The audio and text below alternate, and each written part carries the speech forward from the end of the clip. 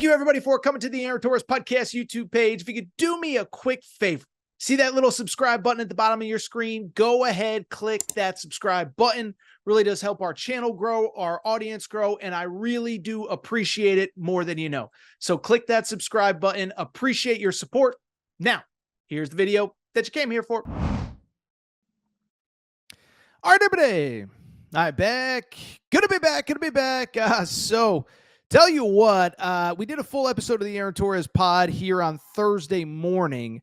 Not planning on doing a full show Friday. So, wanted to do some quick reaction to a piece of news that came up very, very, very quickly on Thursday.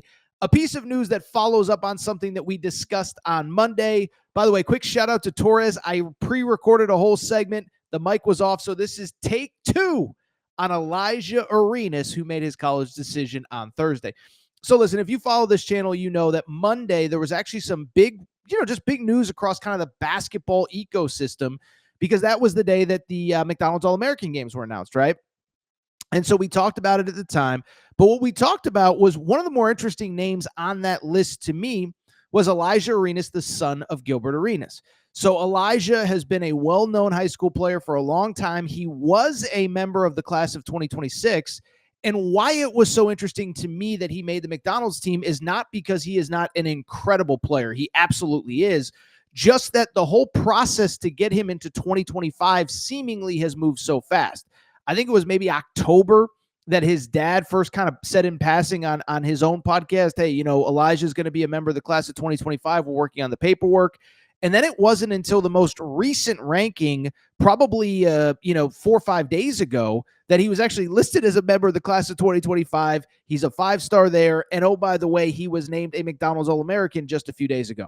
So congrats to the family. But what was worth noting was that on the day that he was, named a McDonald's All-American, he also went on his dad's show to announce that he had cut his list to 5, his college list to 5.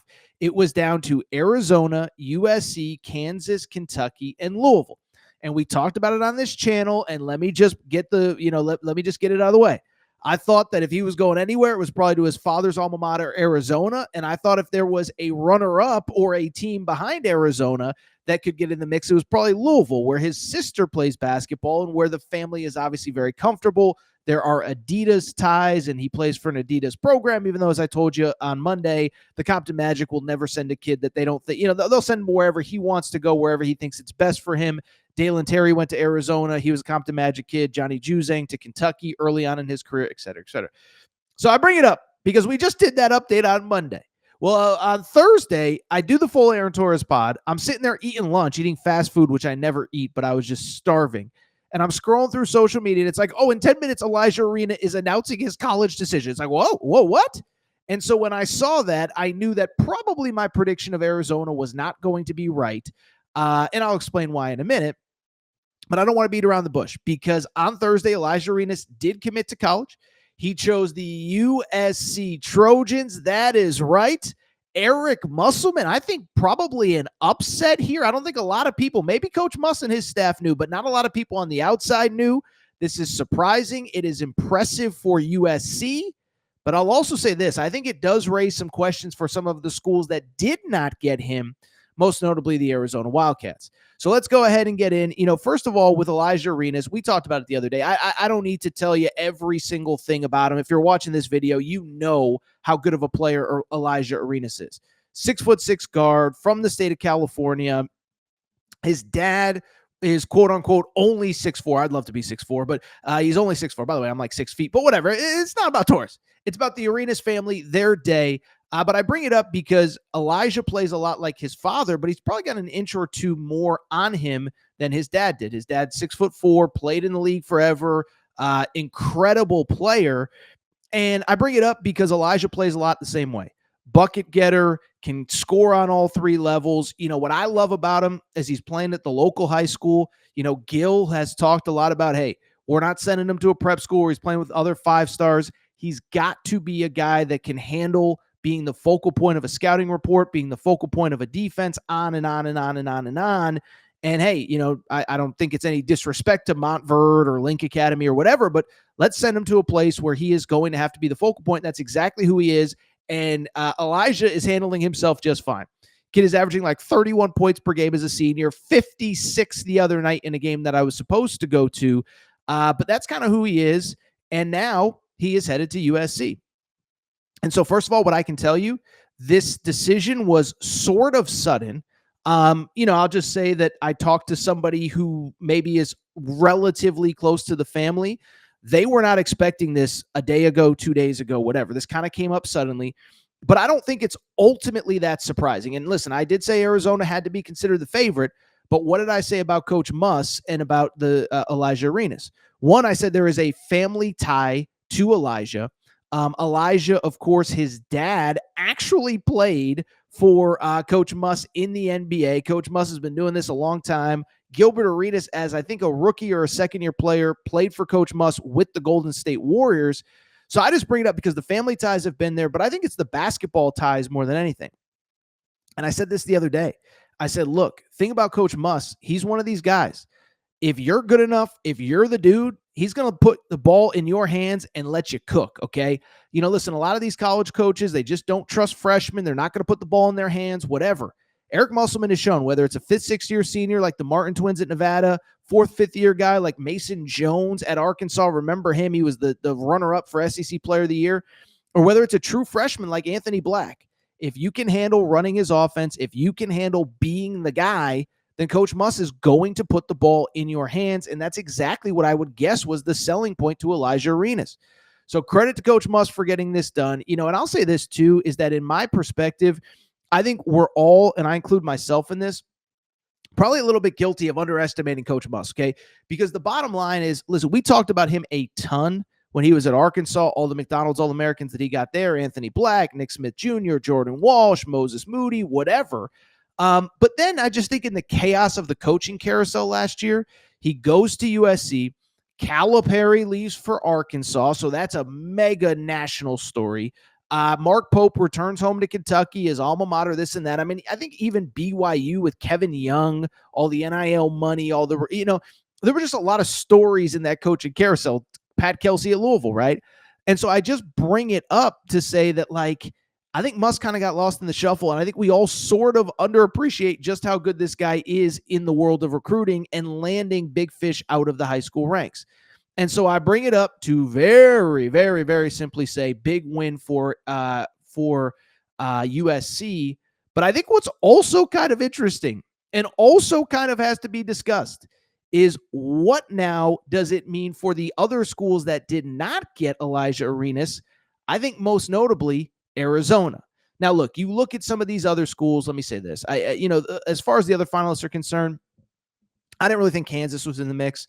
I know Kansas is an Adidas school. I know Kansas has ties, whatever. But the counter to that is Kansas has its own 6'6" freshman guard that is going to need the ball in his hands when he gets to campus. It's a kid by the name of Darren Peterson, who's really freaking good in his own right. And so I love Darren Peterson. I love Alijah Arenas. I just never really saw how they would play together.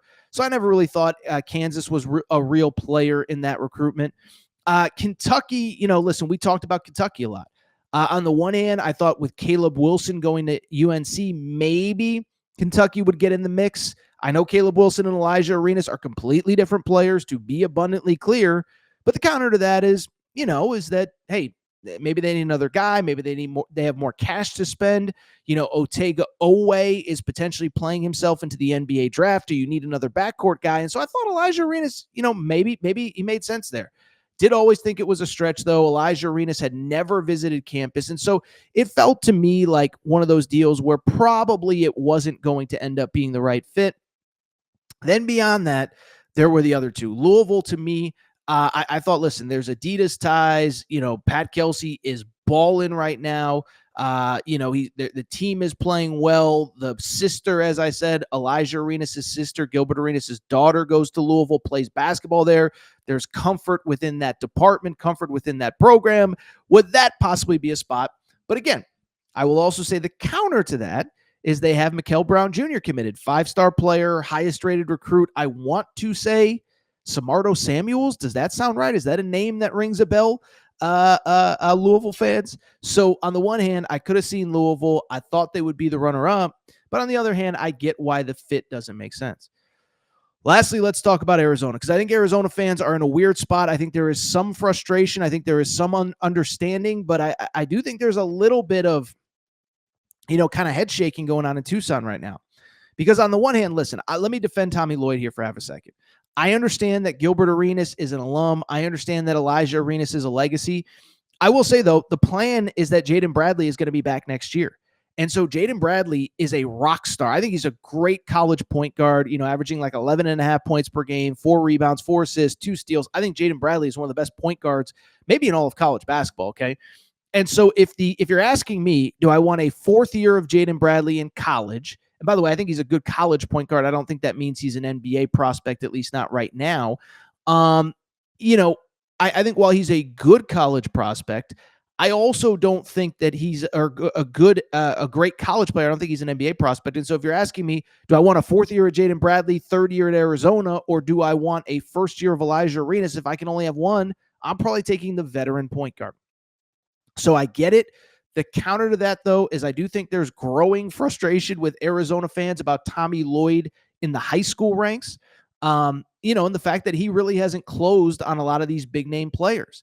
And I think what's worth noting on Tommy Lloyd is that, listen, he's been great in the portal. Keyshawn Johnson, Jaden Bradley, you go on and on down the list. I think he's been great when he has players inside that program, Benedict Mathurin, Dalen Terry, etc.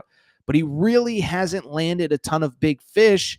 And again, this one was different. It was in the son of a prominent Arizona alum that you clearly wanted. And I think it is sort of a bad look. Now, a couple things. One, again, I don't really blame Tommy Lloyd because I think this was sudden. I don't think most people, I know for a fact, even people close to the family did not think this was coming as of Thursday, midday. They thought it was going to be a bit of a process, a couple months down the road, closer to April when rosters get finalized. So this came very suddenly. The counter to that is I do think Tommy Lloyd has some work to do in the class of 2025. Remember, Arizona is still very much in the mix for 2 of the elite high school players in this class, and I think it's important to frankly probably close on one of them. Braden Burries, point guard out of California. He's a really interesting one, another McDonald's All-American. Really, recruitment is kind of strange. We just don't know a ton about where he wants to go, or he hasn't taken a ton of visits, all that good stuff. So, I think it's interesting, what becomes of Braden Burries. I do think he actually, fits a little bit better with Jaden Bradley next season. If Jaden Bradley, and we assume is coming back, I think he kind of fits naturally into that Caleb Love role. So that's kind of a big recruit for Arizona. We'll see if Tommy Lloyd can close. And then the big one is Koa Pete. We've talked about Koa Pete from Arizona. I've mentioned it a few times. I saw him as an 8th grader at the Pangos All-American camp playing with Derek Lively and Jalen Duran, and he held his own. And so he's just continued to get better since then. He's from the state of Arizona. The Final 5 is Arizona, Arizona State, Houston, Baylor, and Texas, I believe. But I really think it's ultimately coming down to Arizona and Arizona State. That's one that Tommy Lloyd's just got to close, man. He's just got to close. I've said it. I'll stay with it. I do sort of believe to a degree that listen, let me say this. I think the Texas schools, barring something surprising, I do think the Texas schools are kind of a pipe dream. I don't think that's going to happen. The counter to that is that I do think that Arizona State is probably more in the mix than people think. Remember, Arizona State has a 5-star freshman on their roster named Jaden Quaintance. Jaden Quaintance, because of NBA draft eligibility rules, is not eligible for the 2025 NBA draft. And so because of that, he could come back, or he not only could come back, he will come back to college next year. Now, in this portal world, you never know. Could he stay? Could he go to another school? Could he go into the portal just to, raise the price to return to Arizona State? We don't know. But if Koa Pete wants to go to Arizona State, by the way, he has family members that go to school there. He's from the Phoenix area. Never forget that, Jaden Quaintance, a 5-star, will be playing with him. So I could go on and on. I already recorded this segment once without sound. So hopefully this sound is going to come out a little bit better. But this is a big, big, big win for USC and Eric Musselman. Credit to him for getting it done. Tommy Lloyd, I will say, I do think it's relative, right? They're second in the Big 12. They just beat Iowa State. But this is a recruit that you want to get. I think this is a recruit that you have to get in Koa Pete going forward. If you enjoyed this video, subscribe to the YouTube channel. We're at almost 50,000 subscribers. Need your support. Lock in.